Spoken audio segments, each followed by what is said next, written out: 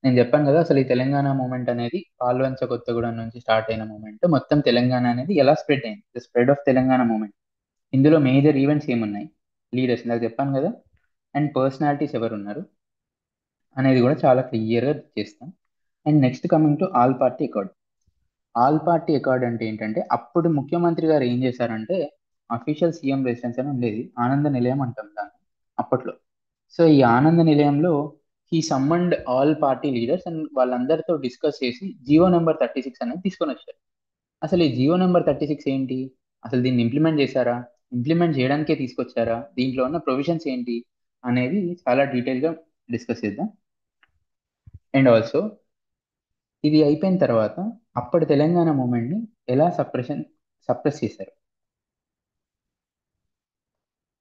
ఆ సప్రెస్ చేయడం వల్ల వచ్చిన కాన్సిక్వెన్సెస్ ఏంటి చూస్తే 1964లో నెహ్రూ గారు చనిపోయారు. ఓకే, నెహ్రూ గారు చనిపోయిన తర్వాత శాస్త్రి గారు 2 years గవర్నమెంట్లో ఉంటారు. దెన్ కమ్స్ ఇందిరాగాంధీ గారి గవర్నమెంట్.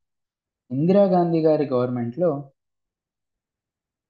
మేడం గారు ప్రైమ్ మినిస్టర్గా ఉన్నప్పుడు ఆమె తీసుకొచ్చిన 8 పాయింట్ ఫార్ములాస్ ఏంటి, 5 పాయింట్ ఫార్ములాస్ ఏంటి, అసలు ఇవేంటి, వీటి ఇంపార్టెంట్ ప్రొవిజన్స్ ఏంటి, అసలు ఇవి ఎందుకు తీసుకురావాల్సి వచ్చింది, ఏమన్నా వైలేషన్ జరిగితేనే కదా ఇలాంటివి తీసుకొని వచ్చేది, ఏ కైండ్ ఆఫ్ వైలేషన్ జరిగాయి, ఒకవేళ ఇవి తీసుకొస్తే ఇవి తీసుకొచ్చిన తర్వాత ఏమైనా మంచి జరిగిందా మనకు అనేది ఈ చాప్టర్ 5లో డిస్కస్ చేసాం. So this is the first part అనమాట. సో ఫస్ట్ పార్ట్లో నేను ఒకసారి ఇది ఎరేజ్ చేస్తున్నాను. So first part idea of తెలంగాణలో మనం ఎక్కడ నుంచి డిస్కస్ చేసుకున్నాం, 1948 నుంచి, అంటే ఇండియన్ యూనియన్లో తెలంగాణ కలిసినప్పటి నుంచి 1970 వరకు. అంటే ఏంటి, 1970లో 8.49 ఫార్ములాస్ వచ్చేంత వరకు ఈ ఫస్ట్ పార్ట్ అనేది ఉంటుందండి. హోప్ ఐఎమ్ క్లియర్, ఇప్పటి వరకు మీకు అర్థమైంది అని చెప్పి నేను అనుకుంటున్నా. ఓకే అండి, I will continue with part 2. Part 2 is mobilisation phase. ఈ మొబిలైజేషన్ ఫేజ్ ఏదైతే ఉందో ఇది 1971 నుంచి 1990 మధ్యలో. ఓకే, ఇందాక నేను చెప్పాను కదా 8 పాయింట్ ఫార్ములా, 5 పాయింట్ ఫార్ములా అని చెప్పి, ఇదంతా దేని వైలేషన్ వల్ల వచ్చింది, ఒకటి అప్రెషన్ వల్ల వస్తుంది, ఇంకొకటి ముల్కీ రూల్స్ అనేవి ఎప్పటి నుంచో వైలేట్ అవుతా ఉంది. నేను చెప్పాను ఎప్పుడో నిజాం టైంలో స్టార్ట్ అయింది ముల్కీ రూల్స్, అవి అలా కంటిన్యూ అవుతూ వస్తున్నాయని చెప్పాను కదా. ఫైనల్ గా ఈ ముల్కీ రూల్స్, వీటి ప్రొవిజన్స్ అసలు ఇవి ఎంత లెజిటిమేట్ అని చెప్పి కోర్టుకి వెళ్తారు. కోర్టు, డిఫరెంట్ కోర్ట్స్, మన హైకోర్టులో సింగిల్ బెంచ్ కానివ్వండి, డివిజన్ బెంచ్ కానివ్వండి, సుప్రీం కోర్ట్ కానివ్వండి, ఒక్కొక్కరు ఒక్కొక్క జడ్జ్మెంట్స్ ఇస్తారనమాట. ఆ జడ్జ్మెంట్స్ అనేవి దాంట్లో చాలా కీ ఇంపార్టెంట్ పాయింట్స్ ఉంటాయి. అవి మనం court judgments of Mulki rules అనే దాంట్లో చూస్తాం. This is also very important. And later గా జయాంధ్ర మూమెంట్ అనేది స్టార్ట్ అవుతుంది. అసలు జయాంధ్ర మూమెంట్ ఎందుకు స్టార్ట్ అవ్వాల్సి వచ్చింది, దేని వల్ల స్టార్ట్ అవ్వాల్సి వచ్చింది, ఈ కోర్ట్ రూల్స్ వల్లే స్టార్ట్ అయిందా అనేది కూడా మనం ఇక్కడ డిస్కస్ చేస్తాం. అండ్ ఆల్సో ఇందులో ప్రామినెంట్ లీడర్స్ ఎవరు, కాన్సిక్వెన్సెస్. సింపుల్ అండి, మనం ఇలాంటి కాన్సెప్ట్స్ డిస్కస్ చేసినా ప్రామినెంట్ లీడర్స్ ఎవరు, కాన్సిక్వెన్సెస్ ఏమున్నాయి, ఇంప్లికేషన్స్ ఏమున్నాయి, ఎట్లా స్టార్ట్ అయినాయి, దాంట్లో డేట్స్ ఏమైనా ఉన్నాయా, వాళ్ళు చెప్పిన ఇంపార్టెంట్ పాయింట్స్ ఏమైనా ఉన్నాయా, ఇలా మనం డివైడ్ చేసి డిస్కస్ చేసామంటే ఇన్ డీటెయిల్గా గుర్తుంటుంది. ఓకేనా. అండ్ నెక్స్ట్ 1973లో 6 పాయింట్ ఫార్ములా తీసుకొచ్చారు. అసలు ఈ 6 పాయింట్ ఫార్ములా ఎందుకు తీసుకొచ్చారు, already 8 point formula, 5 point formula అని పట్టుకొచ్చారు, మళ్ళీ 6 పాయింట్ ఫార్ములా ఎందుకు తీసుకొచ్చారు. ఈ 6 పాయింట్ ఫార్ములాతో తెలంగాణ రీజనల్ కౌన్సిల్ అనేది అబాలిష్ అయిపోయింది. ఎందుకు అబాలిష్ చేశారు, అసలు ఈ 6 పాయింట్ ఫార్ములాలో ఉన్న ప్రొవిజన్స్ ఏంటి, 6 పాయింట్ ఫార్ములా తీసుకొచ్చిన తర్వాత తెలంగాణ రీజియన్లో ఉన్న సిచ్యువేషన్స్ ఏమున్నాయి అవి ఇక్కడ డిస్కస్ చేద్దాం ఈ చాప్టర్లో. అండ్ ఆల్సో 1975లో, sorry before going to 1975, there was a presidential order అనమాట.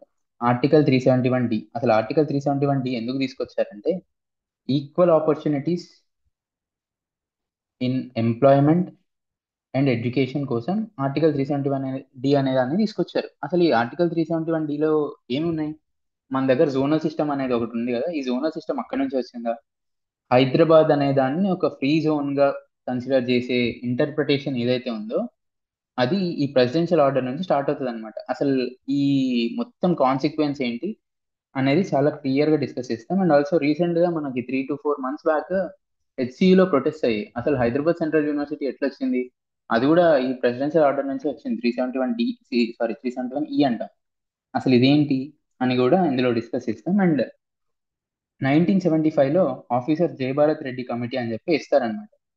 ఈ జయభారత్ రెడ్డి కమిటీ ఎందుకు వేశారు, వీళ్ళు ఇచ్చిన రిపోర్ట్ ఏంటి, ఈ రిపోర్ట్లో ఉన్న ప్రొవిజన్స్ ఏంటి, మనం ఇక్కడ తెలుసుకుంటాం. అండ్ ఆల్సో 1985 ఎన్టీఆర్ గారి గవర్నమెంట్లో GO number 16 which is very very important. ఈ ఎంప్లాయ్మెంట్ రిలేటెడ్ వైలేషన్స్ మీద వేసిన జీవో నెంబర్ 16 ఏదైతే ఉందో, ఇంతకు ముందు కూడా నేను చెప్పా ఒక జీవో తీసుకొని వచ్చారు ఆల్ పార్టీ అకౌంట్ మీద అని చెప్పా. ఏంటది జీవో నెంబర్ 36. ఇది ఇంప్లిమెంట్ అయిందా లేదా అని అప్పుడు చూస్తామని చెప్పాను కదా, ఇక్కడ కూడా అంతే. ఈ జీవో నెంబర్ 16 అనేది తీసుకొచ్చినప్పుడు దీంట్లో ప్రొవిజన్స్ ఏంటి, ఇది నిజంగానే ఇంప్లిమెంట్ చేశారా అనేది చాలా డీటెయిల్గా మనం తెలుసుకుంటాం. అసలు ఇది ఎందుకు తీసుకురావాల్సి వచ్చిందో కూడా మనకు అక్కడ అర్థమవుతుంది. అండ్ దీని వల్ల రియాక్షన్స్ ఏంటి తెలంగాణ సైడ్ నుంచి, డిఫరెంట్ తెలంగాణ ఎంప్లాయీస్ అప్పుడు ఏం రిప్రజెంటేషన్ ఇచ్చారు అనేది ఈ ఫస్ట్ చాప్టర్లో ఉంటుంది. Next coming to second chapter.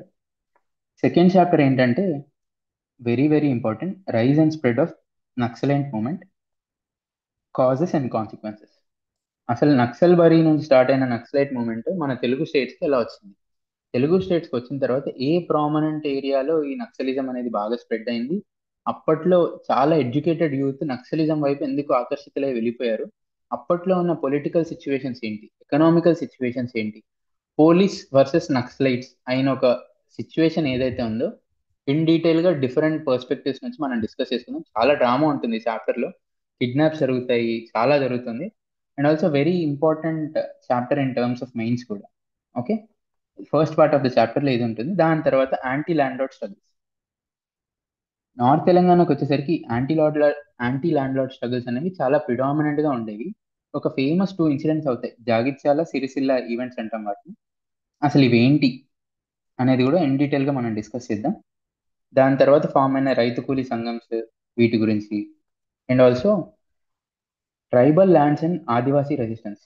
Nizam టైంలో హైమన్ డార్ఫ్ అని ఒక ఆంథ్రపాలజిస్ట్ ఉండేవాళ్ళు. Is a British anthropologist. He worked very predominantly and extensively in tribal areas అన్నమాట. ఆయన నిజాంకి సలహాదారుడుగా ఉన్నాడు ఈ ట్రైబల్ ఇష్యూస్ మీద. సో ఇందులో మేజర్గా మనం నేర్చుకునేది ఏంటంటే రామ్జీ గోండ్ గారి గురించి, కొమరం భీమ్, జంగల్ జామిన్, వీళ్ళ గురించి చాలా డీటెయిల్గా డిస్కస్ చేస్తాం ఇందులో. This is chapter 2. Coming to chapter 3. ఈ చాప్టర్ 3 ఎలా ఉంటుందంటే this chapter 3 is more like a generalised chapter అన్నమాట. ఇందులో will see most importantly economic boom.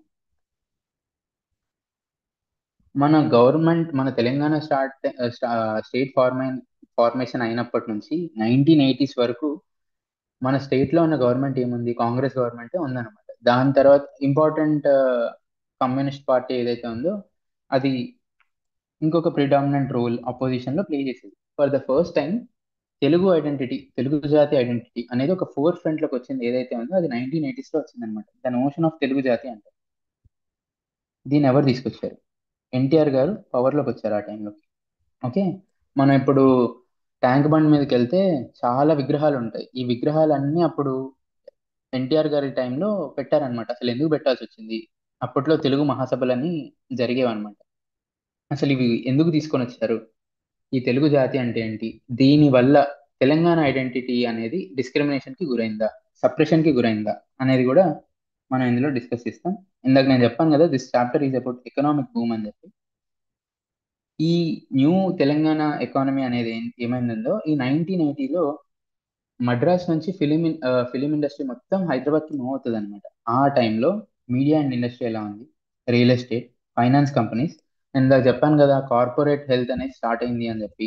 ఆ కార్పొరేట్ హెల్త్, కార్పొరేట్ ఎడ్యుకేషన్, దీనివల్ల ఈ డామినెంట్ ఆంధ్ర కల్చర్ ఏదైతే ఉందో దానివల్ల Telangana self respect or dialect, language and culture అనేది డిస్క్రిమినేట్ అయిందా, ఒకవేళ అయితే ఏ లెవెల్స్ ఆఫ్ డిస్క్రిమినేషన్ గురైంది, ఎంత సప్రెస్ అయింది, దానివల్ల పీపుల్ యాజిటేట్ అయ్యారా, ఒకవేళ ఒకలాంటి తెలియని అండర్స్ట్ అనేది అప్పట్లో సొసైటీలో ఉందా అనేది ఈ చాప్టర్లో మనకి వస్తుంది. Next coming to fourth chapter.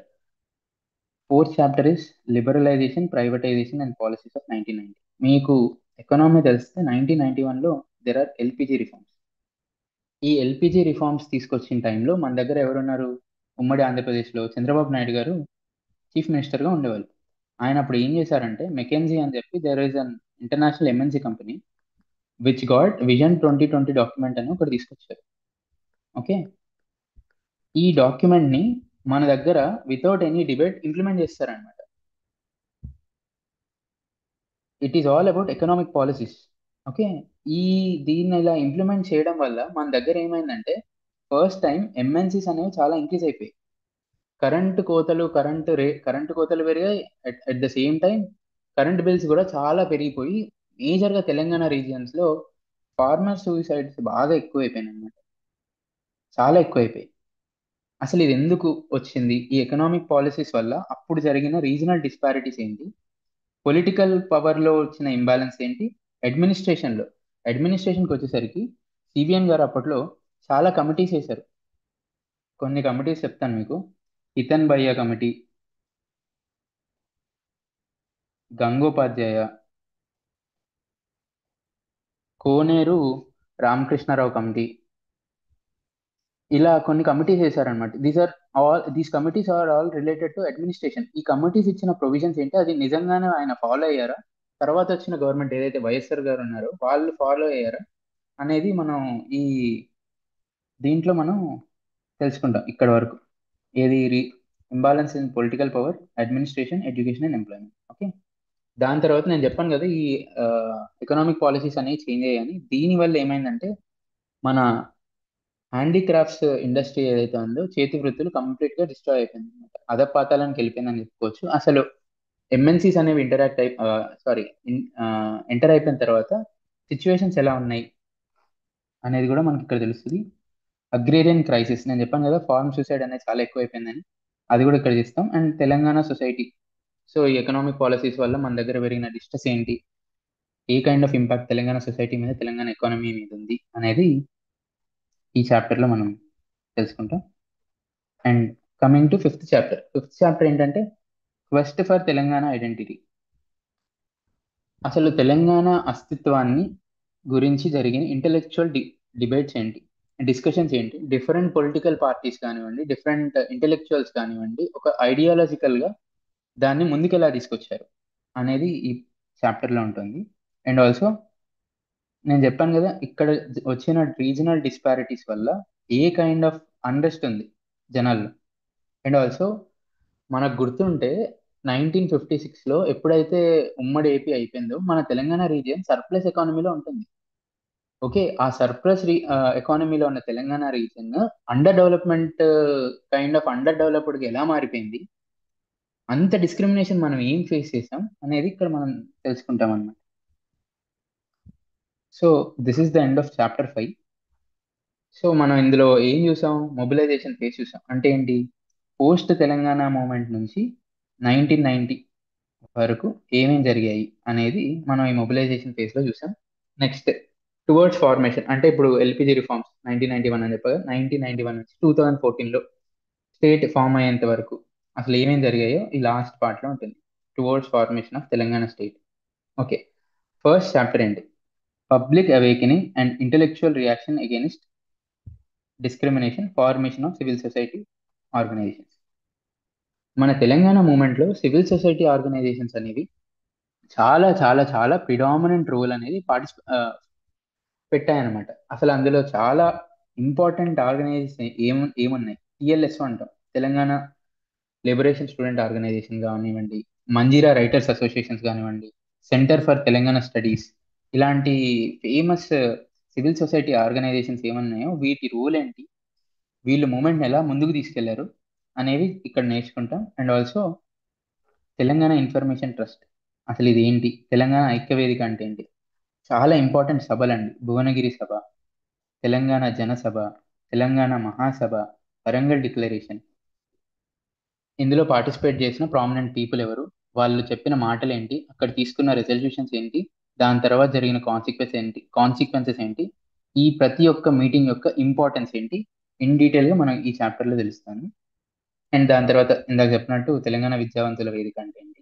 Okay, and last part ఏంటంటే తెలంగాణ కాంగ్రెస్ అండ్ ఇంకో నేషనల్ పార్టీ ఉంది మన దగ్గర, బీజేపీ. వీళ్ళు తెలంగాణ మూమెంట్ ని ఎలా హైలైట్ చేశారు అనేది ఇంకో పార్ట్ ఇందులో. కమింగ్ టు చాప్టర్ 2, 2001లో కేసీఆర్ గారు టీడీపీ నుంచి బయటకు వచ్చిన తర్వాత జలదృశ్యంలో టీఆర్ఎస్ పార్టీ అనేది ఆవిర్భవిస్తుంది అనమాట. అప్పుడున్న పొలిటికల్ కండిషన్స్ ఏంటి? 2004 ఎలక్షన్స్లో యూపీఏతో టీఆర్ఎస్ పార్టీ అనేది అలయన్స్లో ఉంటుంది. ఆ టైంలో ఎలక్షన్స్ ఎలా జరిగాయి, ఎన్ని సీట్స్ టీఆర్ఎస్ పార్టీ విన్ అయ్యారు, టీఆర్ఎస్ పార్టీ కూడా అప్పుడు గవర్నమెంట్లో ఉంటుంది అండ్ కేసీఆర్ గారి క్యాబినెట్ మినిస్ట్రీ పోస్ట్ వస్తుంది. అప్పుడు ఆ ఆ కైండ్ ఆఫ్ సిచ్యువేషన్స్ ఎలా ఉన్నాయి అనేది ఇక్కడ ఉంటుంది అనమాట. ఏంటి? TRS and UPA electoral alliances in 2004 later phase of Telangana movement. And Girglani committee, అసలు ఈ గిర్గిలాని కమిటీ అనేది ఏంటి, ఇందులో మెంబర్స్ ఎవరు, ప్రొవిజన్స్ ఏంటి, వెరీ వెరీ ఇంపార్టెంట్ అనేది ఇక్కడ తెలుసుకుంటాం. దాని తర్వాత Telangana employees joint action committee, Telangana employees JAC, ఇది కూడా దీని గురించి కూడా తెలుసుకుంటాం. దాని తర్వాత ఐఎమ్ సారీ, ప్రణబ్ ముఖర్జీ గారి కమిటీ, ఇది కూడా ఇంపార్టెంట్ కమిటీ అప్పట్లో. సేమ్ ప్రొవిజన్స్ ఏంటి, ఏం చెప్పారు, దీని మీద డిస్కషన్స్ ఏమొచ్చాయి. అండ్ 2004 తర్వాత 2009కి పొలిటికల్ స్ఫియర్ అనేది ఎలా మారిపోయింది, అప్పుడు ఈ ఎలక్షన్స్ ఎలియన్సెస్ ఎలా చేంజ్ అయిపోయాయి, అండ్ తెలంగాణ రిలేటెడ్ థింగ్ వాళ్ళు ప్రతి ఒక్క పొలిటికల్ పార్టీ ఎలక్షన్ మేనిఫెస్టోలో పెట్టింది. ఒకవేళ ఆ మేనిఫెస్టోలో అమలు చేశారా, ఆ మేనిఫెస్టోలో ఏమేమి ఉన్నాయి. అండ్ మీకు ఇందాక చెప్పాను కదా, తెలంగాణ ఫ్రీ జోన్ అనే దాన్ని తప్పుగా ఇంటర్ప్రెట్ చేశారు ప్రెసిడెన్షియల్ ఆర్డర్లో, దాన్ని 14F అంటాం అనమాట. ఆ 14F అంటే ఏంటి అనేది కూడా ఇక్కడ మనం చదువుతాం. అండ్ ఆల్సో ఇదే టైంలో కేసీఆర్ గారిది ఫాస్ట్ అంటిల్ డెత్ అనేది ఉంటుంది. అసలు ఇది నేను చెప్తాను, ఒక సిరీస్ ఆఫ్ ఈవెంట్స్ ఉంటాయి. ఆ సిరీస్ ఆఫ్ ఈవెంట్స్ అనేది 12 డిసెంబర్ 2009 ఏం చెప్తారంటే, చిదంబరం గారు అప్పుడు హోమ్ మినిస్టర్ ఉండే, ఆయన చెప్తారనమాట ప్రాసెస్ ఆఫ్ తెలంగాణ అనేది ఇనిషియేట్ అయింది అని చెప్తారు. ఇనిషియేట్ అయింది అని చెప్తే కేసీఆర్ గారు ఫాస్ట్ ఆపేస్తారనమాట. దీన్ని రీఇటరేట్ చేయడానికి ఏమవుతుందంటే 12th సేమ్ మంత్ 2009లో ప్రణబ్ ముఖర్జీ గారు కూడా ఉండి ఆయన కూడా అదే చెప్తారు, ఇట్లా తెలంగాణ ఫార్మేషన్ అనేది స్టార్ట్ అయింది, దీన్ని ఎవరు ఆపలేరు అని చెప్తారన్నమాట. కట్ చేస్తే ఒక 10 days తర్వాత 23rd యూటర్న్ తీసుకుంటుంది గవర్నమెంట్. హాల్ట్ చేసాం ప్రాసెస్ని టెంపరీగా, ఎందుకంటే అన్ని పొలిటికల్ పార్టీస్ నుంచి కన్సెన్సస్ కావాలి మాకు, అది చేసుకున్న తర్వాత మేము ఈ ఫార్మేషన్ అనే దాన్ని రెజ్యూమ్ చేస్తామంటారు. అప్పుడు ఏమైందంటే కేసీఆర్ గారు, జానారెడ్డి గారు, కోదండరామ్ గారు, జయశంకర్ గారు, వీళ్ళ ఐడియాలజీ నుంచి పీ జాక్ అంటాం. ఓకే, అది ఫామ్ అవుతుంది అనమాట, Telangana political joint action committee. Okay, ఇక్కడ మనం చూస్తే ఇక్కడ ఉంది కదా,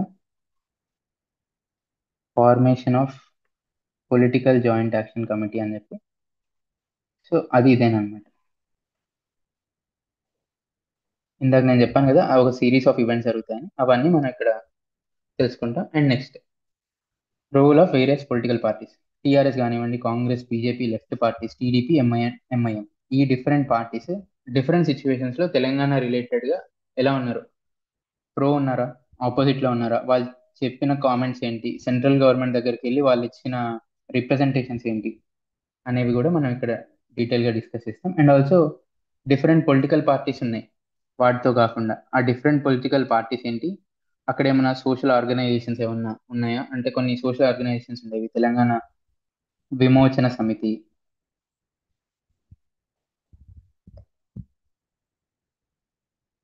ఎంఆర్పిఎస్ కానివ్వండి, పబ్లిక్ ఆర్గనైజేషన్ జేఏసీ అని ఉండేది, బహుజన్ రిపబ్లిక్ పార్టీ అని ఉండేది. ఇలా different political parties, social organisations, grass root లెవెల్లో మూమెంట్ అనేది ఎలా ముందుకు తీసుకెళ్లారు అనేది ఇక్కడ తెలుసుకుంటాం. And suicides, this is very sad chapter in our statehood.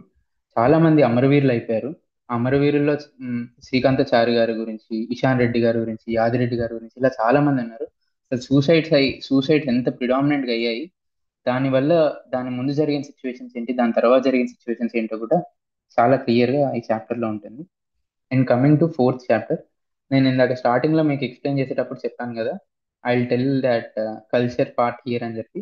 ఎందుకంటే cultural revivalism in Telangana and other symbolic expressions in Telangana ఏదైతే ఉందో, ఇప్పుడు ఆ, మన దగ్గర చాలా గొప్ప గొప్ప కవులు, మేధావులు ఉండేవాళ్ళండి.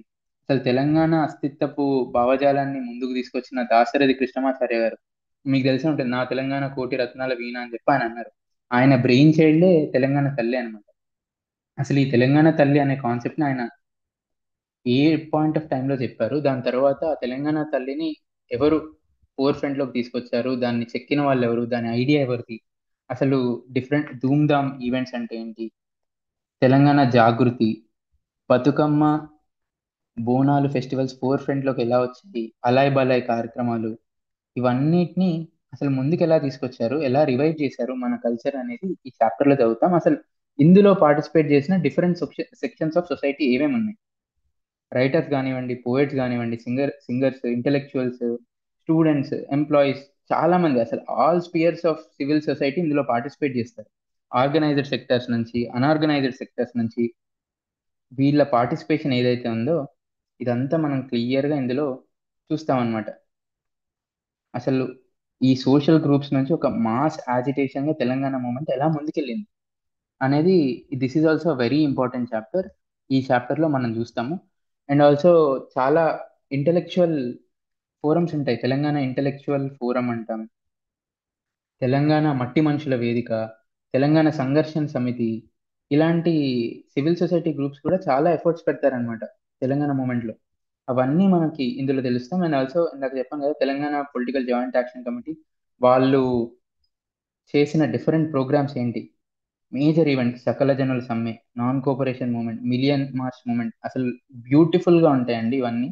అసలు ఎట్లా ఆర్గనైజ్ చేశారు అంతమంది పీపుల్ తోనే అనేది, ఇట్ ఈస్ వర్త్ స్టడీయింగ్ కూడా. అది ఫోర్త్ చాప్టర్ లో ఉంటుంది. ఫిఫ్త్ చాప్టర్కి వచ్చేసరికి, fifth chapter is more technical అన్నమాట. ఎలా అంటే అసలు యూపీఏ గవర్నమెంట్ స్టాండ్ ఏంటి, అప్పుడు గ్రూప్ ఆఫ్ మినిస్టర్స్ అని ఒకటి పెట్టారు. వాళ్ళు ఏం చేశారంటే డిఫరెంట్ పార్టీస్ ని పిలిచి వాళ్ళ ఒపీనియన్ తెలుసుకున్నారు తెలంగాణ మీద. అసలు ఒక్కొక్క పార్టీ ఏం చెప్పింది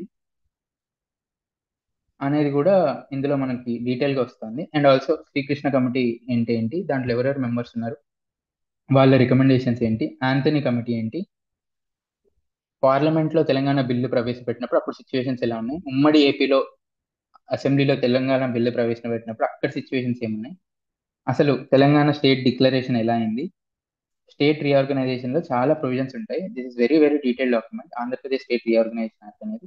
ఇది ఇన్ డీటెయిల్ గా మనం మాట్లాడుకుంటాం. దాని తర్వాత లేటర్ ఫేజ్ ఏంటంటే తెలంగాణలో ఫస్ట్ ఎలక్షన్స్ ఏమున్నాయి, ఫస్ట్ గవర్నమెంట్ ఎలా ఫామ్ అయింది, సారీ, అనేది లాస్ట్ చాప్టర్. సో ఇప్పుడు మనం చూసుకుంటే what we have discussed our syllabus exhaustively. Okay, first దాంట్లో ఐడియా ఆఫ్ తెలంగాణలో 5 చాప్టర్స్ ఏమున్నాయి క్లియర్ గా డిస్కస్ చేసుకున్నాం. సెకండ్ 5 చాప్టర్స్ ఏమున్నాయి క్లియర్ గా డిస్కస్ చేసుకున్నాం. థర్డ్ 5 చాప్టర్స్ ఏమున్నాయి క్లియర్ గా డిస్కస్ చేసుకున్నాం. Okay, I hope everything is crystal clear. Each and every chapter లో ఏముంటాయి, ఏం చదువుకుంటాం అని చెప్పి నేను చాలా క్లియర్ గా మీకు చెప్పానని చెప్పి నేను అనుకుంటున్నా. ఈ రోజు క్లాస్ ఇక్కడితో ఎండ్ చేద్దాం. రేపు ఏం చేద్దామంటే, నేను Telangana group 1 paper last year తీసుకొని ఈరోజు మనం సిలబస్ డిస్కస్ చేసాం కదా, ఈ సిలబస్ ని ఆ పేపర్ తో కంపేర్ చేసి అసలు సిలబస్ లో ఉన్న క్వశ్చన్స్ వచ్చాయా అని ఒకసారి డిస్కస్ చేసుకొని మనం ఫస్ట్ చాప్టర్ తో ప్రొసీడ్ అయిపోదాం. ఓకేనా అమ్మా, ఏమైనా డౌట్స్ ఉన్నాయమ్మా ఇక్కడి వరకు?